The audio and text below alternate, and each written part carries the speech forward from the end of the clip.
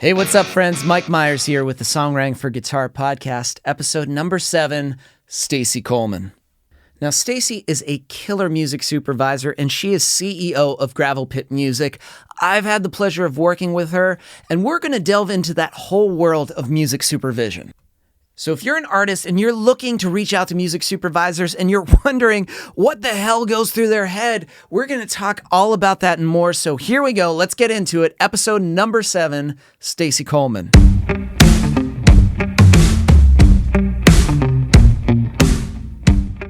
Stacee, I know you because of our interactions. You know, I've been working with you and your company is awesome. And for those that are like, okay, music supervision, what the hell is that? How would you describe that to someone that's like, oh, that's interesting. I have no idea what that means. Well, I used to have no idea what it meant either. You know, you watch shows all the time as a kid and growing up thinking, oh, the music's great, but you never think how it got there. And lo and behold, there's a job called music supervision. And it is just the magical job of getting to pick and choose the songs that play as the amazing soundtrack and to the back of everything we watch on TV, you know, whether it's a commercial, a TV show, or a film, video games. It's us really getting to put in the emotion, I feel like, to all these things we view. Without the music, you wouldn't feel half the things you feel when you watch these pictures on TV. Now, how did you get into that? Like, you know, how do you find that door to just be like, boom, I'm in? I actually kind of fell into it. You know, I had a radio show in Utah in college, which syndicated in Las Vegas, and I had a big VP of a music publishing company hear it, and he hit me up on MySpace, actually. And I love that phrase right there. Back in the day, the dinosaurs of MySpace. He hit me up and asked me if I'd come out and interview with him for a job, and I was like, hell yes. I was trying so hard to get out of Utah. I will definitely go to Beverly Hills to meet you.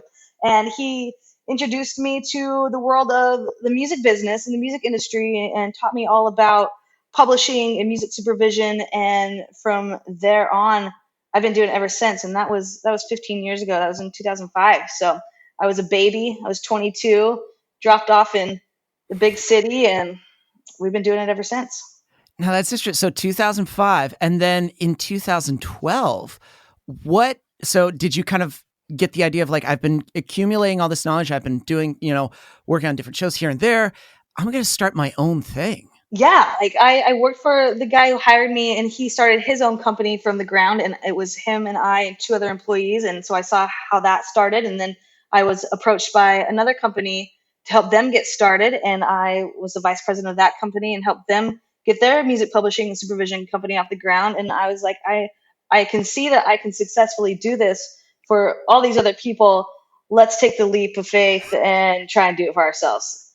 That is so badass, because to me, that is like the best self-education. Yeah, you just kind of got to get pushed, you know, you push off that ledge and you'll do it. And miracles, it was perfect. And so what was that process like? What were you thinking as you were kind of building your own company? I mean, because you've successfully helped other people. Did you have those moments where you were like, oh, this feels like a risk, but you were like, wait a minute, I did this for other people. Yeah, it felt like a risk for sure. I mean, working for the man, you're not making very much money. So, and living in LA, expenses are high. So taking that gamble of starting your own business is always super risky and stressful, but it definitely paid off. And I had acquired a vault of knowledge and of doing the business and knowing the right managers and labels and bands and other music supervisors that I felt very confident that I was going to be able to make it happen. And we did. So that is fascinating. Now, I'm curious too, if, you know, you had a radio show, what are things that you love to play? Like, what was your style and your taste? Well, the station I worked for was KSUU Power 91. We played the best indie rock and stuff. So, I mean, back when I was on the air, we were doing like, it was My Chemical Romance and Blink 182 and Seether and things like that. That was what was on the docket for the station. So we had to stick pretty much to that. But I was also a DJ back in the day at the same time, like at clubs and parties and stuff like that and TV shows. And I was always down for the mashups of the classics with the hip hops and the dances. So my musical taste is very eclectic, and I am one of those people who can say I do like everything. And do you find that that's just what, for a music supervisor is great because you're getting exposed to probably, I don't know, how many submissions do you get from people being like, my music is perfect? I get submissions probably about 20 to 30 a day from people hitting me up through my website or through Instagram or Facebook wanting me to pitch their music, Yeah. and I'll tell you, I judge hard off of just a good email. I feel like if you can write a good email and I can tell that you're going to be easy to connect with and talk with and work with, and you've got your stuff together, then I'm more inclined to respond back and listen to the music. So keep that in mind, people. That I feel that's super helpful because I feel when I was getting into music licensing, I was like, okay, I got the song. Okay, the email. Yeah. What do I type? What's the subject? And it was like, so really what you're saying is it's like, be a good human being, be authentic, Yep. easy to deal with. Yep. Awesome. I'm down. And if your music is perfect, then we're in. Let's do it. Exactly. And when you make that first email, make sure your stuff sounds tight. Don't send demos. Send the thing that you think is going to blow my socks off. And everyone's socks off. Everyone gets a little excited, and some people send things prematurely, and that's just kind of a black ball. I guess that's another question. What's something that you've heard where you were like, man, you're so close, but like you missed the mark? Bedroom recordings, even though they sound good and in theory you think that they will be great. Not saying you can't do a bedroom recording, just make sure it sounds professional. You know what I mean? Yeah. Just definitely come to the table with your best foot forward, and make sure everything sounds just really, really good. Make it sound like you can hear it on the radio. Doesn't matter what station that the radio is playing on, but make sure it has that quality.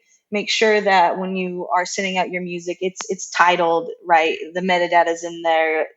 So when I open it up in my computer, I'm not going to lose who sent it to me. I need to know the name of the song and the artist and all that stuff. And that's a big suggestion. I love that, especially metadata. When I first heard that in the beginning, I was just like, the meta what? Meta who? Who is this? Is just like, what is this element? Right. So I guess in a nutshell, for someone that's maybe starting there, like I hear this word floated around, metadata. What does that mean? Metadata is all the information that's tagged inside of your song. It's embedded in the file. It's everything. It's the artist name, it's the title, it's the genre, it's the album, it's the lyrics, it's the contact information, it's the songwriter information. If you want to go that far, you can go as in depth as you want to. There's so many fields that you can fill in, and the more the merrier. It is. It's crucial because I've had, songs sent to a music supervisor that I didn't hear for months, maybe a year.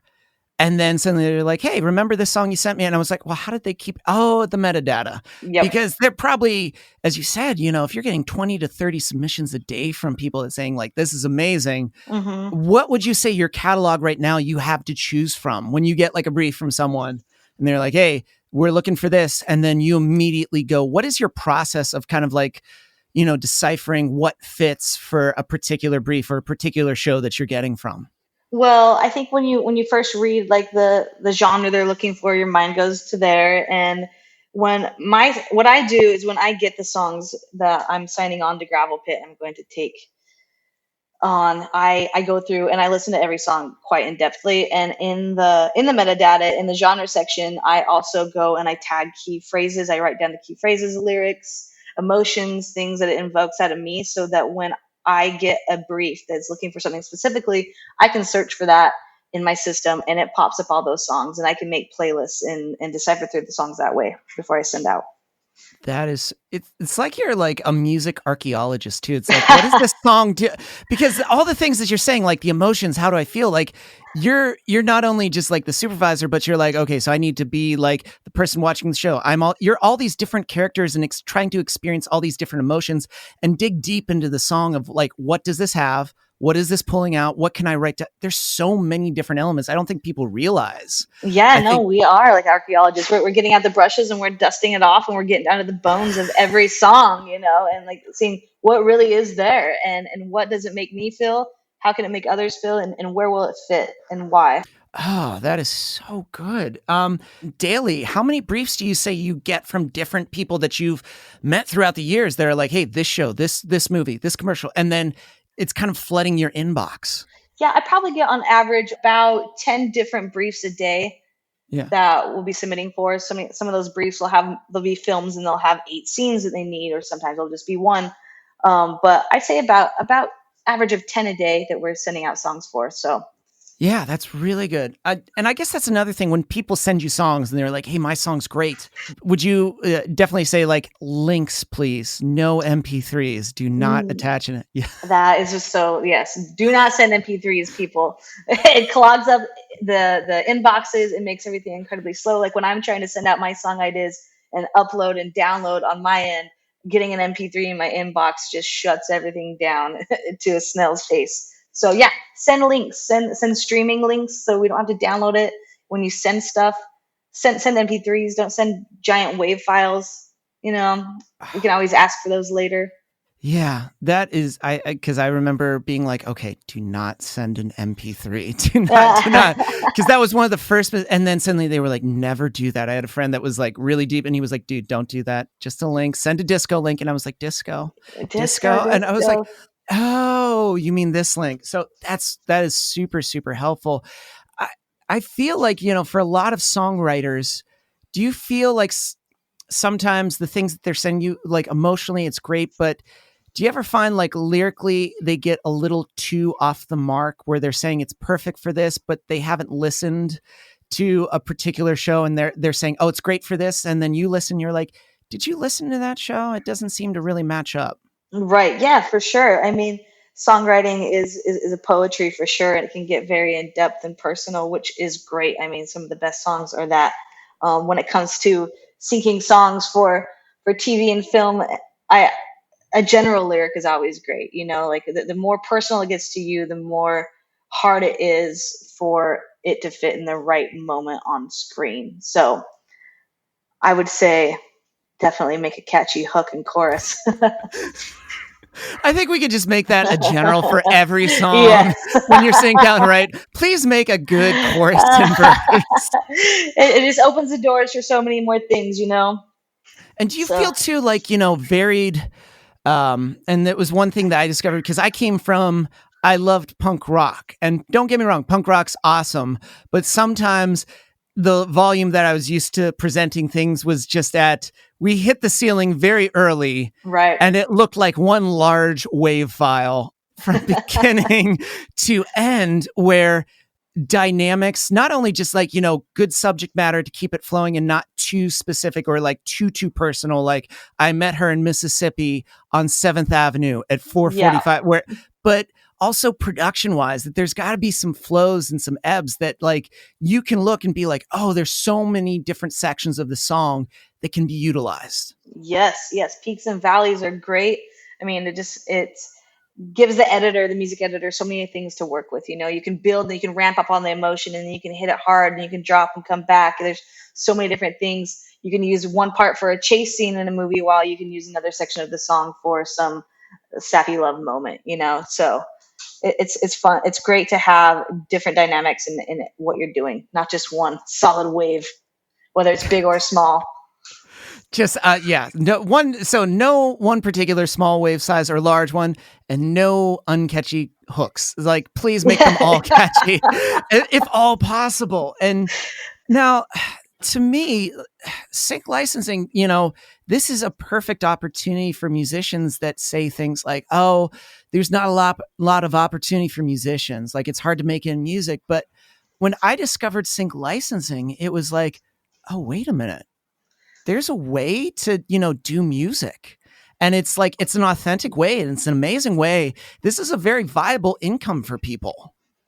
Yeah, for sure. I mean, definitely nowadays where, I mean, everything is streamed, and album sales are different than they used to be back in the day. And it is a great way. It's a great way. I mean, how many times do you hear that song on TV and you're like, what is that? And you're Shazamming it, or you're Googling it, you're typing down lyrics and you're trying to find out who that band is, and you're gaining a giant fan base by a sync placement. So not only is it the monetarily value that you're getting from the actual license up front, as well as your royalties on the back end, but you are also gaining a fan base who is going to pump you up, make you a bigger artist, and generate those more fans and also more sync opportunities. Because honestly, the bigger you are, the better, and the more clout behind you is ammo for me to sell you to someone to place your song.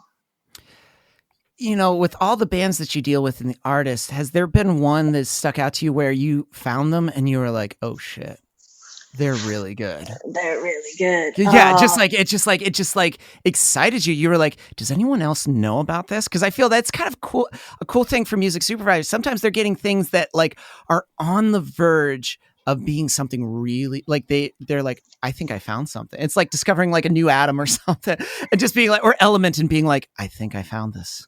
For sure. I mean, I have a very specific band back in, what was it, 2009.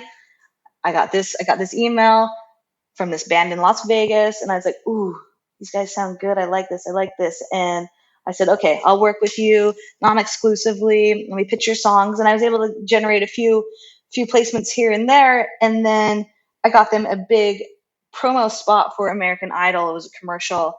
And a few weeks later, they got signed to a giant record deal. And now they're one of the most well-known bands in the world. And that is Imagine Dragons. So it is very awesome to find that band where you're just like, shit, this is good, and nobody knows about it. And you're like, let me see what I can do. And amazing things like that happen. And then Imagine Dragons is now on everyone's phone, radio, everything. I did not know you did. That's a very badass answer to the question. That's so, I mean, I don't think people realize how, if you're starting small. I've had some say, getting your stuff in commercials, it's not a big deal. And I'm like, no, like television, you don't know where that's going to lead. It is, the album that I was working of Imagine Dragons, like probably not very many people have ever heard it after they found out who Imagine Dragons was, because it got scrapped by the label, and they made a new sound. But yeah, those songs that I have on my computer that are living in the fans from back in the day, we still have those songs, and those are the songs that were heard by music executives, and they thought these guys have something, and it's because of those commercials and those TV placements. So otherwise, they probably wouldn't have heard them. Oh, that is so good.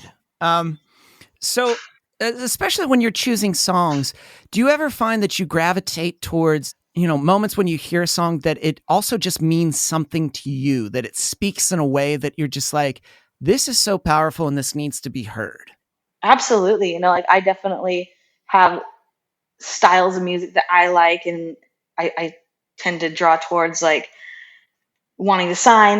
But yeah, lyrically, if there's something that hits me, it goes in like in a little special file, like I have all these different little playlists I make in for different moments, just in case someone needs it. And I tag them and file them away and in my favorites and why I like them. And they honestly end up being songs that I pitch more often than others, just because I do love them so much, and I see the value in them and I want them to be heard. So I guess I can say that sometimes I do play favorites. When you have a favorite, your mind always goes there. So, and it's understandable, because if it's almost like if the artist is being authentic, because I think that's another realm where people are like, oh, I've heard this said so many times, like, oh, this is a sync song. And I listen to it and I'm like, what makes it? Oh, you mean it's just a blow off song? No, that doesn't qualify as a sync song, right? Because they're just like, oh, it's just like, just a couple things. It doesn't mean that much. And I'm like, actually, the authenticity part is actually the most crucial part of sync.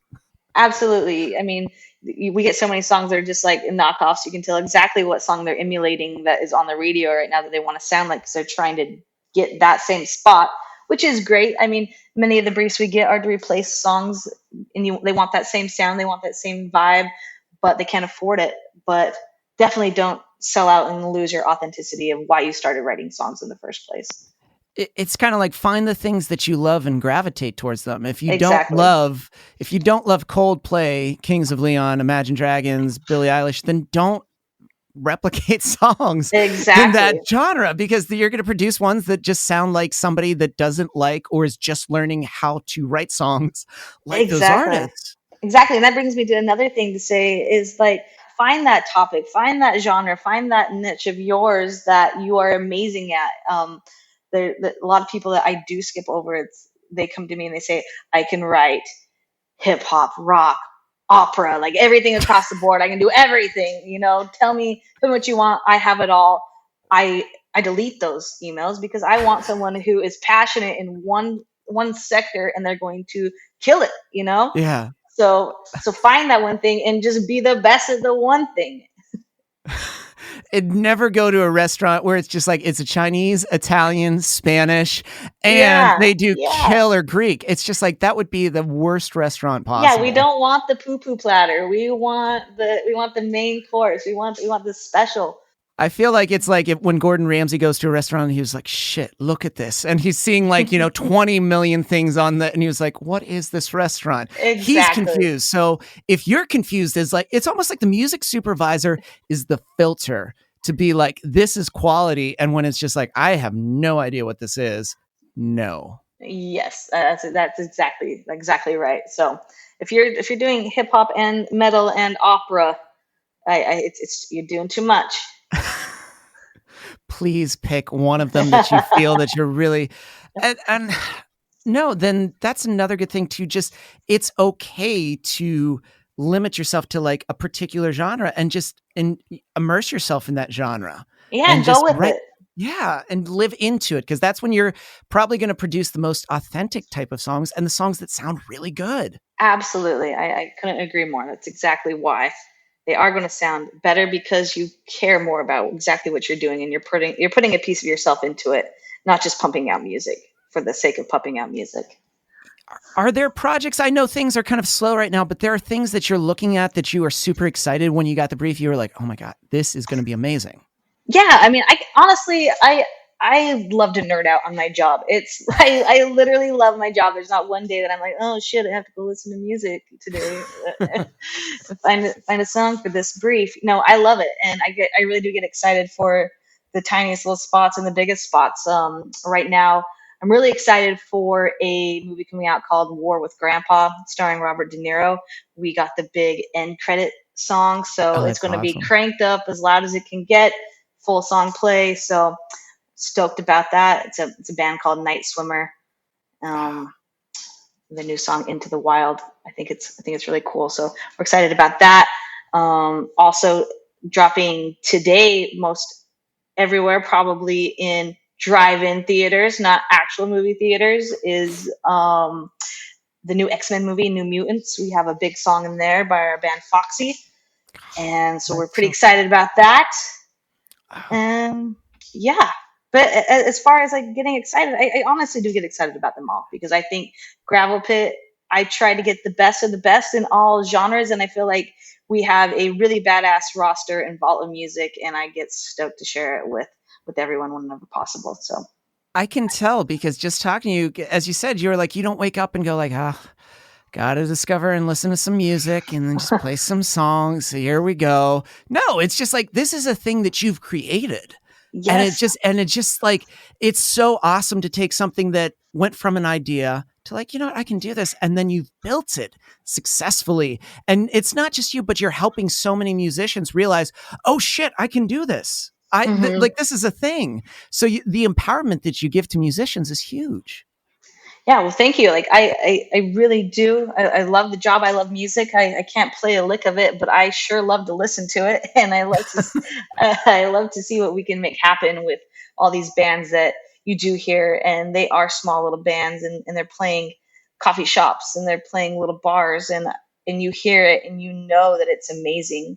Like the first time I heard the Guard Owls, like I was floored. I love those songs, and I was like, wow, people need to hear this. I can't wait to hear more. And it's Oh, it's a, it's a thank really you. special feeling to be able to find a band like that. No, like I'm serious. I'm not pumping you up just for the sake of pumping you up. I really do love like your songs "Home" and "Crazy" are fantastic songs, and they couldn't be more perfect for the licensing and sync world. And then not because it sounds like they were written just for syncs, but they are all those things that we've talked about. They are personal, they are authentic, and they just feel special. So I good I job. will thank you. I will also give it's Maddie. Maddie's voice is just the first time I heard Maddie sing, and we're gonna have her on. I was just like, can I just listen to you on Yeah, repeat? And she's incredible. I'm just like, I'll just listen to you sing. And I think that was the thing where I was just like, the fact that I could just sit here and listen to her sing and just be like, I'm Yes, good. yeah. The warmth and emotion that comes out of her voice, just it's so like just it just stops you. It's tantalizing. The most amazing like little earbud that you can have, and it's beautiful. And I'm really excited about your guys' music. Oh, thank you. Well, Stacee, thank you so much for sharing your thoughts, your insight. I loved getting a chance to talk to you, just not over email, but like over the internet and hearing your voice and just the passion you have for music licensing. I absolutely appreciate you, and thanks for spending time. Yeah, thank you so much for having us on, and or me on. There's only one of me and all of my Gemini personalities. But yeah, thank you. It's been really fun, and look forward to getting to meet you in person one day. Yes, I totally agree with that.